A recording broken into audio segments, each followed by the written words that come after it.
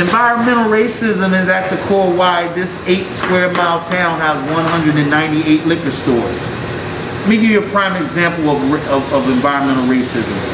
Wayne, New Jersey, which is maybe less than 10 miles up the highway, right? Is 23.4 square miles. It's 3 times bigger than Paterson in size. I'll give you a primary example of environmental racism. Maybe 50-something thousand people. Paterson is 8 square miles, 150 maybe. I'm going to go as far as saying Paterson is every bit of 180, 200,000 people live in Paterson.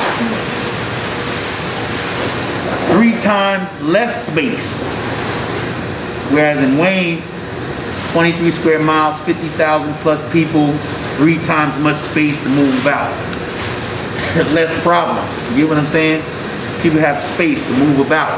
Houses are far apart from each other. 7 liquor stores. Neither one of them are in the residential community. 7 liquor stores for the whole 23 square miles town of Wayne. Why? Because the values of the people are different than the values of the people here. Whereas the values of the people here is more about appetite, and somebody thought for them, thought for the people. Said, you know what? We're going to open up 198 liquor stores. And we're going to impose 8 liquor stores on the people without them even having anything to say about it. From an environment where we had to survive, we had to project a facade in order for us to be, in order for us to survive a hostile environment. We had to be tough. We had to act tough. Right. We had to present ourselves as tough, no-nonsense people, because we're from that environment where if you was weak, you got eaten. Other affluent neighborhoods where they got all the resources they need, they're less likely to lock their doors at night. We had to lock our doors at night. We had to carry our guns. We had to have our knives. We had to be careful. We had to watch our neighbors. We had to watch the guy come across the street because we don't know if he's coming to snipe us. This is the environment we shape. And it's traumatized. It's post-traumatic. Got all these different issues and elements going on in our community. And so these are all things that deal with the biopsychosocial aspect of people's lives, and we have to take all that into consideration.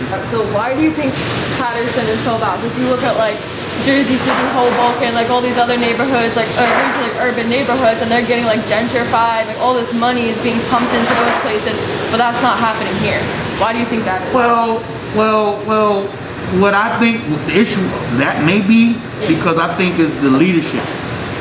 Whereas the cities like Newark and Jersey City and places like that, they have progressive leadership. Paterson doesn't have as much. I mean, they're trying, but I don't think the leadership here in Paterson is progressive as Jersey City or Newark. Definitely not. I know that for a fact. Quality of life issues around food supply, healthy food supply. You don't even have a high-end supermarket in this town. You don't have a high-end supermarket in this town. It's a federally designated food desert. You can't even attract the people who shop right to this town or Whole Foods to this town, mainly because of the poverty level here. Could you explain like what a food desert is? A food desert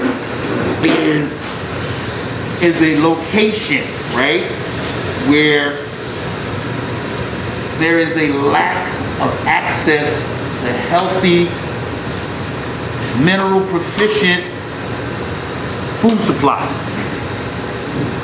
Go in some of the supermarkets, like in Paterson, you don't have access to the farmer's market. You have one in Paterson.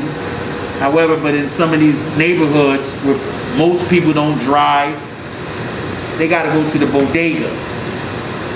And a large portion of the people that live in this community receive SNAP, governmental supplemental nutrition program. They receive SNAP. And ain't for so much of that. You know what I'm saying? It ain't Yeah. so much of that.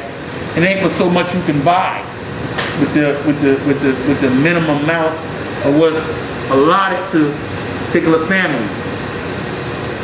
So food desertion and food access, the fact that I don't have access to high-end vegetation, high-end fruits, produce, things that are promoting the health and wellness. What do you think are some of the biggest implications of that? Joblessness, unemployment, racial discrimination, environmental racism. Environmental racism is at the core of it. Why should I, invest in healthy anything in a neighborhood where people are undesirable? Environmental racism. So it affects everything pretty much. Affects everything. Affects everything. Okay. You know, like we got 198 liquor stores for these people, 7 liquor stores for these people, because we value these people.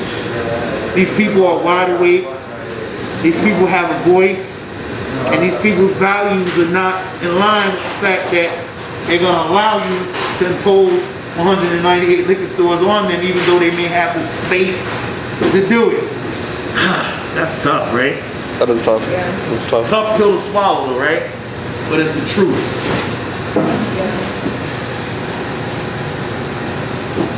The numbers put it in perspective.